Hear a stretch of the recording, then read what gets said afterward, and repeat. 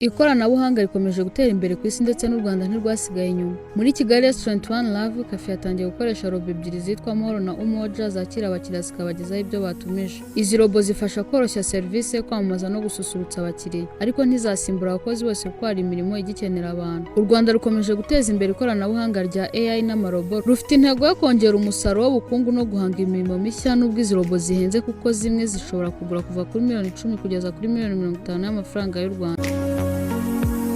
Naho hanze y'u Rwanda ho Donald Trump yatangaje ko intambara hagati ya United States na Iran ishobora kurangira vuba, ariko Islamic Revolution Guard Corps ivuga ko Iran ari izagena igihe izarangirira. Iyi ntambara yatangiye nyuma y'igitero cyagabwe na Amerika ifatanyije na Israel cyahitanye Al-Qaeda, bigatuma Iran yihorera igaba ibitero mu burasirazuba bwo hagati ndetse igafunga n'inzira ya Strait of Hormuz itumizwamo peteroli, bigateza izamuka ry'ibiciro bya peteroli ku isi.